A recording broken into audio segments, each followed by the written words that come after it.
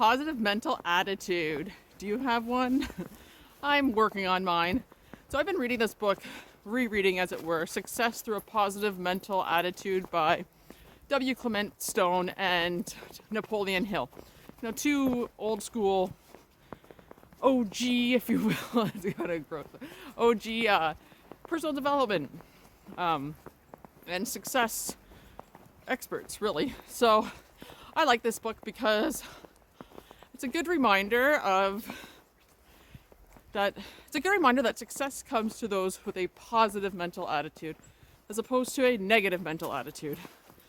Now this is a great book because it goes through like why it's important to have a positive mental attitude and how to change your negative mindset to a positive mindset. It's really good. I like it a lot, and I've read it a few times, and I'm rereading it again. So just the importance of a positive mental attitude. So basically a positive mindset. It's a lot nicer to go through life with a positive outlook. I consider myself a positive person for the most part. I don't have a negative. I try to look on the bright side, right? I don't look at the negative. I try not to all the time. It does happen, but overall, I consider myself someone with a positive attitude. So, but you know, life happens, right? Life has a way of knocking you off your feet and really testing your positive mindset. So I like reading these books because it keeps in mind how important it is to try to look at the bright side and try to get something positive out of a situation, out of an experience. Even if you fail at something, you know, look and say, what did you learn from it? Like, if your failure wasn't for naught, right? You learn something from it and try to do better the next time, right? And if you fail then learn from that and do it again. You know, like they say that Thomas Edison tried 10,000 different experiments to come up with the light bulb, right? So like 10,000, he didn't give up. He could have given up easily after the first, let's say, 1,000 times, but he didn't. He knew he could do it, had in his mind, set out to do it, and he did it. So there's also a book that I've listened to.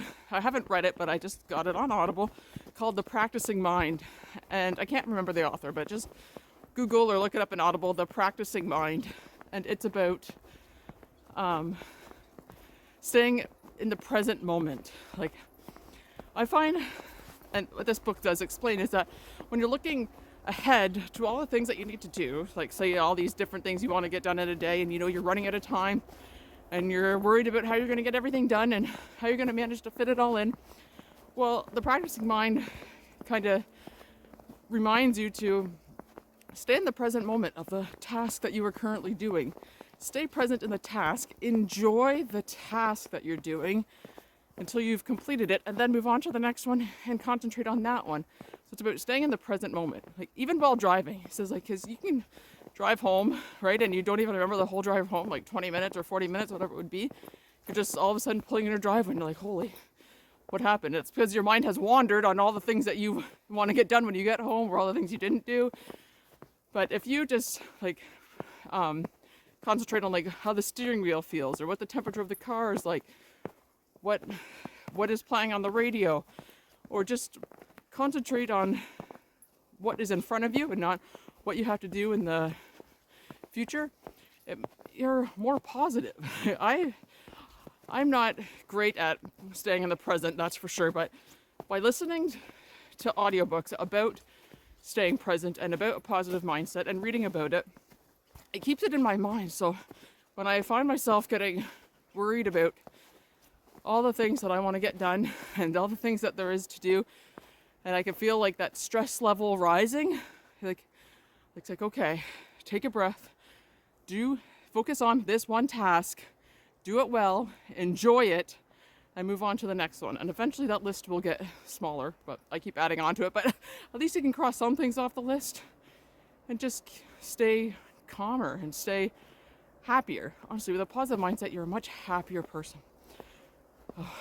If when you're around negative people, because all of that positive energy is drawn right out of the room and replaced with negative. I think negative energy is much stronger than positive energy, because when there's a negative person in the room, like the whole mood drops and it just is like unpleasant. You can feel it. It's just and try not to be that person. I think it is much nicer to go through life with a positive attitude, even when things aren't going your way, because they won't always. They won't. But having a positive mindset, and or when you find yourself getting into that negative frame of mind, to pull yourself out of like the snowball that's happening and just concentrate on what you're doing. Just focus on what you're doing and try to enjoy it. Because if you don't like what you're doing, then it's going to be hard to have a positive mindset. But yeah, look up The Practicing Mind. Great, that's a great audiobook, and probably a great book too. I just haven't read it, but I did listen to it. And like today, it's snowing, right? So I could be like, oh, it's snowing. I got to shovel and I got to drive in this and blah, blah, blah. But I'm not thinking that way. I love the snow. I think about the snow as like, yes, it's winter. I live in Canada. Snow's going to happen, right? It's not a surprise. And, I drive slower to help mitigate any of the driving issues. Like, mind you, driving in the snow is not my favorite, but like I said, I just drive to the conditions. I drive slower. I'm grateful that I got this hat because it has a brim and it's blocking the snowflakes from getting into my eyes, which is the reason why I got a hat with a brim. I'm grateful that the ground is frozen or more frozen, so I'm walking a lab right now who's quite a roller, so when she rolls in something, it's not going to stink. So I'm grateful for that. That's why honestly, I like walking in winter more than any other season, because the dogs don't get dirty. They can't roll, and if they do roll, it's not going to be smelly. And I like winter. I like the snow, and I like how it looks on the trees, and it's just beautiful. So try to look on the bright side. Like I said, it's hard sometimes. I know it's hard. But just try to take a moment when you find yourself getting worked up and just thinking about all the things you need to do, and just focus on one task and do that well and do it happily and move on to the next task in a good mood. But anyways, those two books, Success Through a Positive Mental Attitude is a great book, and The Practicing Mind. So look those up and maybe get them, or at least listen to them, or get them from your library and see if it helps improve your mood and mindset. So I hope you got something out of this video. If you did, consider giving it a like and subscribe to the channel, and I'll see you in the next one.